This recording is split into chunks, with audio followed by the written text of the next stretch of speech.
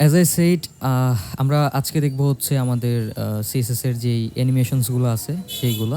তো লাস্ট ক্লাসে আমরা দেখছিলাম কিভাবে ওভারফ্লো হিডেন করতে হয় অথবা অপাসিটি। তো আজকে থেকে আমরা শুরু করব হচ্ছে ট্রান্সফর্মের ভ্যালু দিয়ে। So what is transform? আমরা যদি সাবলাইমটা ওপেন করি অ্যান্ড এখানে আমি একটা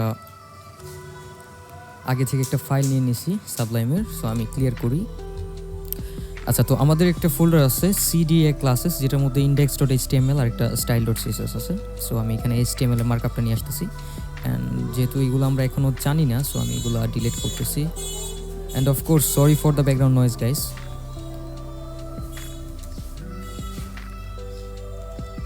CSS Animations অ্যান্ড টাইটেলের নিচে আমি আমার CSS ফাইলটা লিঙ্ক করব। আচ্ছা, অ্যানিমেশনস দেখার জন্য আমি প্রথমে এখানে একটা ডিভ নিলাম, যে ডিভের নাম দিলাম আমি বক্স। ওকে, আমি এই ডিভটাকে এখন একটু স্টাইল করব। সো আমি লিখলাম ডট বক্স, একটা হাইট দিলাম লাইক 300 পিক্সেলস, অ্যান্ড একটা উইথ দিব 300 পিক্সেলস, অ্যান্ড এটার নিচে আমি এটার ব্যাকগ্রাউন্ড কালার দিতেছি ব্যাকগ্রাউন্ড রেড, অ্যান্ড আমি এখানে একটা মার্জিন দিব। উপরে নিচে আমি চাচ্ছি 50 পিক্সেল মার্জিন হবে, আর ডানে বামে হবে অটো, যেটার কারণে আমাদের এই বক্সটা মধ্যে আসবে আর কি। হ্যাঁ, আচ্ছা, এটা আমি এখন ওপেন করতেছি ব্রাউজারে। সো আমরা এখানে আমাদের এই বক্সটা দেখতে পাচ্ছি।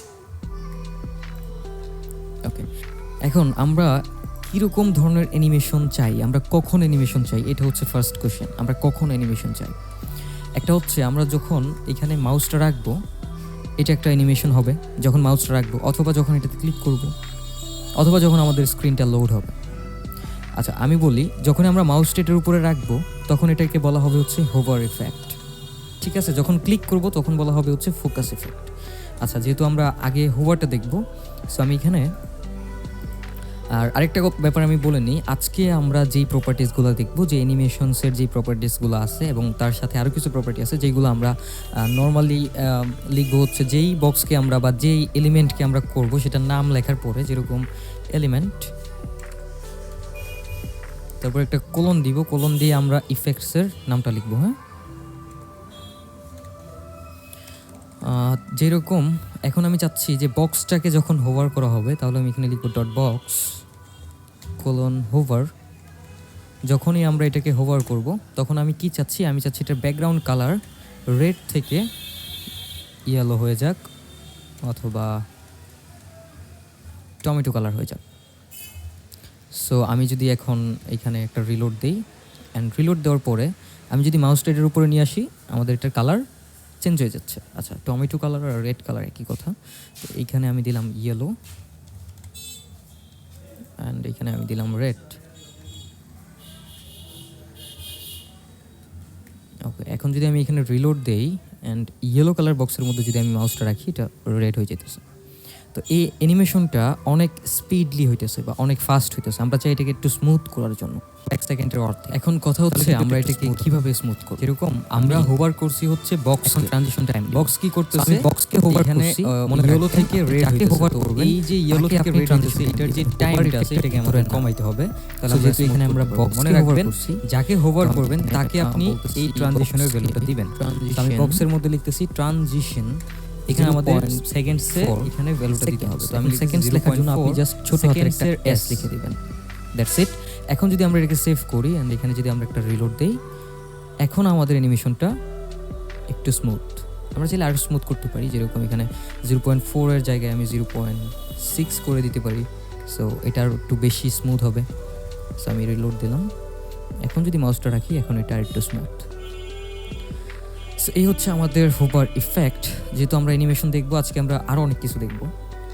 আমরা শুধু ব্যাকগ্রাউন্ড কালার না, আমরা চাইলে আরও অনেক কিছু চেঞ্জ করতে পারি। যেরকম হাইট দিছিলাম, একটা উইথ দিছিলাম বক্সের, আমরা চাইলে এটাকেও কন্ট্রোল করতে পারি। তো আমি হাইট ঠিকই চাচ্ছি, আমি উইথ চাচ্ছি 300 পিক্সেলের জায়গায় এখানে 400 পিক্সেলস উইথ হবে। সো আমি যদি এখানে রিলোড দেই, তাহলে আমাদের এটা প্রস্থটা বেড়ে যাচ্ছে। আপনি চাইলে হাইটটাও বাড়াইতে পারেন। সো এখানে 300 পিক্সেল যেহেতু হাইট ছিল, আমি এটাকে চাইলে ডুপ্লিকেট করবে, এখানে হাইটটাও আমরা 400 পিক্সেলস করে দিতে পারি। কোনো প্রবলেম নেই। এখন আমাদের উপরে নিচে চারপাশেই কিন্তু বড় হচ্ছে। ওকে, এটা ছিল একটা অ্যানিমেশন। আমরা এখন যে অ্যানিমেশনটা দেখব সেটা হচ্ছে এটার জায়গা থেকে মুভ করানো। এটার পজিশন নিয়ে একটু আমরা পজিশনটা একটু চেঞ্জ করব। সেক্ষেত্রে আমরা হোভারের মধ্যে আমরা বলতে পারি যে এটা পজিশন রিলেটিভ করে এটা লেফট থেকে এত চলে যাবে বা এত পিক্সেল ডান দিকে সরে যাবে অথবা রাইট থেকে চলে যাবে, বাট এইভাবে না। আমরা নতুন একটা প্রপার্টির সাথে পরিচিত হব যেটার নাম হচ্ছে ট্রান্সফর্ম। ওকে, ট্রান্সফর্ম মানে হচ্ছে জায়গা পরিবর্তন করা বা জায়গা। তো এখন এই জায়গাকে আমরা অনেকভাবে এখানে ভ্যালু অ্যাসাইন করতে পারি। একটা হচ্ছে ট্রান্সলেটের মানে হচ্ছে আপনি এটাকে মুভ করাবেন উপরে নিচে অথবা ডানে অথবা বামে। আরেকটা হচ্ছে রোটেট, আপনি এটাকে ঘোরাবেন। তারপর আরও অনেক ধরনের আছে, স্কিউ আছে, দেন স্কেল আছে। তো আমরা একটা একটা করে দেখব। তো প্রথমে আমি চাচ্ছি এটার জায়গায় মুভ করানোর জন্য, তাহলে আমরা এখানে ট্রান্সফর্মের ভ্যালু দিব হচ্ছে ট্রান্সলেট। অ্যান্ড ট্রান্সলেট লেখার সময় আমরা দুইটাভাবে ভ্যালু অ্যাসাইন করতে পারি, একটা হচ্ছে এক্স অ্যাক্সিসে আর একটা হচ্ছে ওয়াই অ্যাক্সিসে। এক্স অ্যাক্সিসে মানে হচ্ছে আমরা এটাকে হয়তো বামে মুভ করাবো অথবা ডানে মুভ করাবো। ওকে, অ্যান্ড ওয়াই অ্যাক্সিসের মানে হচ্ছে হয়তো আমরা এটাকে উপরে মুভ করাবো অথবা নিচে মুভ করাবো। যেরকম আমি এখন যদি এক্স লিখি অ্যান্ড 50% যদি এটার ভ্যালু অ্যাসাইন করি অ্যান্ড এখানে যদি আমি রিলোড দিই, তাহলে আমাদের এটা ডান দিকে 50 পিক্সেল সরে যাচ্ছে, রাইট? আমাদের কালার চেঞ্জ হইতেছে, আমরা চাই না কালার চেঞ্জ হোক, আমরা এখানে এটাকে কমেন্ট আউট করে দিচ্ছি। এখন শুধুমাত্র এটা ডানে মুভ করতেছে। এখন আপনার যদি কোনো কারণে লাগে যে না এটা ডানে না, এটা বামে মুভ করবে, সেক্ষেত্রে জাস্ট আপনি এখানে ভ্যালুটা মাইনাস করে দিবেন। ওকে, আপনি যখনই মাইনাস ভ্যালু ইউজ করবেন তখন এটা আগে যেরকম ছিল তার উল্টাটা ঘটবে। এখন এটা ছিল আমাদের ট্রান্সলেটের এক্সের ভ্যালু। সেমভাবে আপনি যদি এখানে ওয়াই লিখেন অ্যান্ড এটার ভ্যালু যদি 50 পিক্সেল করেন, তাহলে এটা মাউসটা রাখার পরে পরে নিচের দিকে 50 পিক্সেল নেমে যাবে। বাট আপনার যদি উপরে লাগে তাহলে অফকোর্স এখানে মাইনাস ভ্যালু অ্যাসাইন করে দিবেন। এই যে, ওকে, এটা ছিল আমাদের ট্রান্সফর্মের ট্রান্সলেটের ভ্যালু। আমরা এখন দেখব হচ্ছে রোটেটের ভ্যালু। সো আমি এটা কাটতেছি, রোটেট। এখন রোটেটের ভ্যালুটা হবে আপনার ডিগ্রি হিসাবে, কত ডিগ্রি আপনি ঘোরাতে চাচ্ছেন বা কত ডিগ্রি কোণ হিসাবে আপনি এটাকে রোটেট করতে চাচ্ছেন। অ্যাজ লাইক আমি যদি এটাকে 30 ডিগ্রি লেখার জন্য ডিইজি লিখে দিবেন। আমি যদি এটাকে 30 ডিগ্রি মুভ করাই, সো এই যে এটা 30 ডিগ্রি মুভ হইতেছে। আপনি চাইলে আরও এটা চেঞ্জ করে দেখতে পারেন, যেরকম 90 ডিগ্রি। সো এখন এটা 90 ডিগ্রি মুভ হবে। আর 180 ডিগ্রি করলে অথবা 360 ডিগ্রি করতে পারেন, যেটা পুরাটা একবার ঘুরবে, ঘোরার পরে আবার ঠিক সেম জায়গায় আসবে। আবার যখন আপনি মাউসটা সরাই ফেলবেন সেটা আবার আগের জায়গায় চলে যাবে। এটা ছিল আমাদের রোটেট। দেন আরও কিছু ভ্যালু আছে, যেরকম স্কেল আছে, স্কেল, SCALE, স্কেল। এটার ভ্যালুটা হবে হচ্ছে যেরকম 1.1। ঠিক আছে, এটা করলে আপনার এটা একটু বড় হবে আর কি, একটু স্কেল হবে উপরের দিকে, একটু বড় হবে। ওকে, 1.1 মানে হচ্ছে এটা একটু বড় হবে। সো আপনার যদি কখনো লাগে যে না আমি এটা বড় করব না, আমি এটা ছোট করব, তাহলে আপনি এখানে 1.1 না দিয়ে এখানে 0.1 দিতে পারেন। যেরকম এটা নর্মালি এটার ডিফল্ট ভ্যালু হচ্ছে 1.0, মানে যেটা ডিফল্ট সেটা হচ্ছে 1.0। আপনি যদি এটাকে বড় করতে চান তাহলে 1.1, 1.2 এভাবে দিতে পারেন। বাট যখনই আমরা মাইনাসের ভ্যালু অ্যাসাইন করবো এটা ছোট হয়ে যাবে। ওকে, এটা 0.1 হয়ে গেছে, অথবা বলতে পারি 10/1 সো আমরা যদি এটাকে 0.8 দিই তাহলে আমাদের এটা কম ছোট হবে, রাইট? ওকে, সো আমরা যদি এখানে 1.0 দিই তাহলে আমাদের এটা আর তেমন কোনো চেঞ্জ হবে না, ধরতে গেলে একবারে হবেই না, কারণ এখানে আমি বলছি যে ডিফল্ট ভ্যালুই হচ্ছে 1.0। সো আপনি যদি বড় করতে চান 1.1 অথবা 1.2, 1.5 এইভাবে আপনি এটাকে বড় করতে পারেন। এখন যদি আমরা রিলোড দিই এটা অনেক বড় হয়ে যাচ্ছে। সো এটা ছিল আমাদের স্কেলের ভ্যালু। আরেকটা প্রপার্টি আছে যেটার নাম হচ্ছে স্কিউ, যেটার ভ্যালুটা আপনি ডিগ্রিতে দিবেন। দুইটা ভ্যালু দিতে পারেন অথবা একটা ভ্যালু দিতে পারেন। সো আমরা যদি এখানে একটা ভ্যালু দিই আগে, যেরকম 30 ডিগ্রি, তাহলে এটা হেলে পড়বে, 30 ডিগ্রি হেলে পড়বে। আপনি যদি দেখেন এখানে আমি রিলোড দিই, এটা একটু হেলে পড়বে 30 ডিগ্রিতে। অ্যান্ড যদি দুইটা ভ্যালু দেন তাহলে দুই দিক থেকেই এটা হেলে পড়বে। যেরকম আমি এখানে আরেকটা 30 ডিগ্রি ভ্যালু দিলাম। সো এখন যদি আমি রিলোড দিই তাহলে দুই পাশ থেকেই কিন্তু এটা হেলে পড়তেছে। সো এখানে মাইনাস দিলে কী হবে সেটা বুঝতেই পারতেছেন। তো এটা ছিল আমাদের ট্রান্সফর্মের ভ্যালুগুলো। আচ্ছা, আমরা একটা জিনিস আমরা মিস করছি, সেটা হচ্ছে আমাদের শ্যাডো, বক্স শ্যাডো। এখন শ্যাডো মানে কি সেটা আমরা সবাই জানি, শ্যাডো মানে হচ্ছে ছায়া। তো আমরা যদি কোনো এলিমেন্টের শ্যাডো দিতে চাই, সেক্ষেত্রে ধরেন এই বক্সকে আমি চাচ্ছি একটা শ্যাডো দেওয়ার জন্য, আমি লিখবো হচ্ছে বক্স শ্যাডো। অ্যান্ড এই বক্স শ্যাডো 4টা ভ্যালু অথবা 3টা ভ্যালু একটা কালার সেইখানে নিবে। যেরকম আমি 0 পিক্সেল 0 পিক্সেল 0 পিক্সেল 3টা ভ্যালু দিলাম। অ্যান্ড 4th ভ্যালু হবে হচ্ছে আমার কালারটা। আপনি চাইলে এখানে ব্ল্যাক কালারও দিতে পারেন, যেরকম আমি ব্ল্যাক দিলাম, অথবা গ্রে কালার দিতে পারেন। তো আমি ব্ল্যাক দিলাম। এখন আমরা কোনো শ্যাডো দেখব না, কারণ আমাদের সবগুলা ভ্যালুই 0 পিক্সেলস। আচ্ছা, আমি হোভার ইফেক্টটা বন্ধ করি। এখন এই জায়গায় যদি আপনি 10 পিক্সেল ভ্যালু অ্যাসাইন করেন, তাহলে যেটা হবে আপনার যেই শ্যাডোটা আছে সেটা 10 পিক্সেল স্প্রেড হবে, ছড়বে। যেরকমভাবে 10 পিক্সেল এটা স্প্রেড হয়েছে। অ্যান্ড আমরা যদি এইখানে 10 পিক্সেল দিই, তাহলে এটা বাম থেকে ডানে 10 পিক্সেল সরে পড়বে। তাহলে বাম থেকে ডানে 10 পিক্সেল সরে পড়ছে।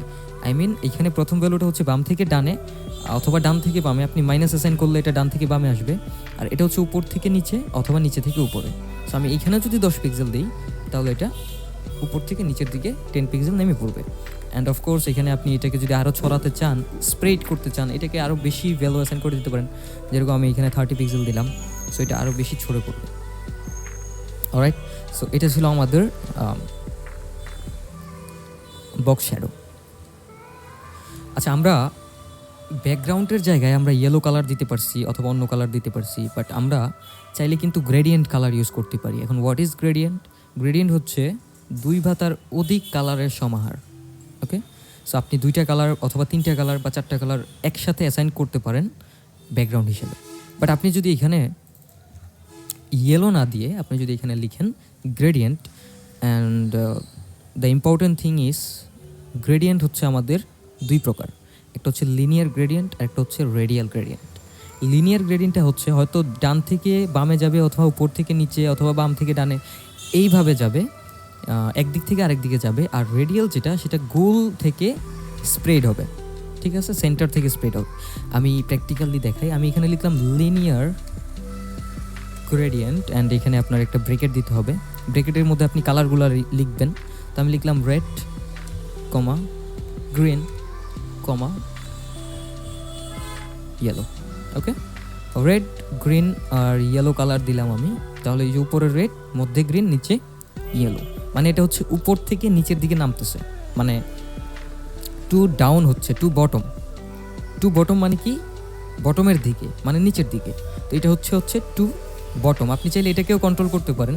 এখানে একটা কমা দিয়ে আপনি এখানে লিখতে পারেন যে টু টপ, মানে এটা উপর দিকে যাবে। তাহলে এটা পুরাটাই উল্টা হয়ে যাবে। দেখবেন যে লাল কালারটা নিচে এসে পড়ছে, রিলোড দিই, লাল কালারটা নিচে, পরে হচ্ছে গ্রিন কালার, তারপর হচ্ছে আমাদের ইয়েলো কালার।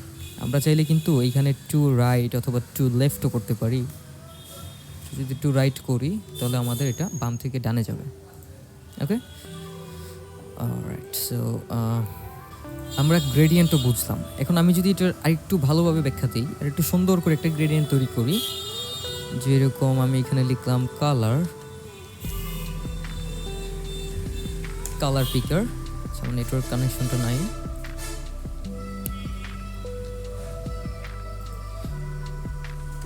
সো আমি যদি এখান থেকে একটা কালার নেই, এটা একটা ডার্ক ব্লু, যেটা আমাদের স্কাই ব্লুর মধ্যে একটু ডার্ক। সো এই কালারটা আমি নিলাম এখান থেকে। অ্যান্ড এইখানে রেডের জায়গায় আপনি চাইলে কালার কোড অ্যাসাইন করতে পারেন, কোনো প্রবলেম নেই। সো আমার এখানে 2টা এসে পড়ছে হ্যাশ। অ্যান্ড আমি একটা টেকনিক বলে দিই আপনাদেরকে, ট্রাই করবেন যদি গ্রেডিয়েন্ট করতে চান, তাহলে যেই কালারটা আপনি নেবেন সেটার একটা লাইট ভার্সন ইউজ করবেন। যেরকম এটা হচ্ছে এই কালারের লাইট ভার্সন। সো আমি লাইট ভার্সনটা এখান থেকে কপি করলাম, অ্যান্ড এটা যদি আমি এখানে দিয়ে দিই, তাহলে দেখবেন যে খুব সুন্দর আমাদের একটা গ্রেডিয়েন্ট এখানে হয়েছে। আমরা যদি এখানে আসি অ্যান্ড এখানে যদি একটা রিলোড দেই, তাহলে এই গ্রেডিয়েন্টটা মোটামুটি একটু সুন্দর লাগতেছে। ঠিক আছে, এখন আপনি চাইলে বলে দিতে পারেন যে কোন কালারটা কত পার্সেন্ট থাকবে।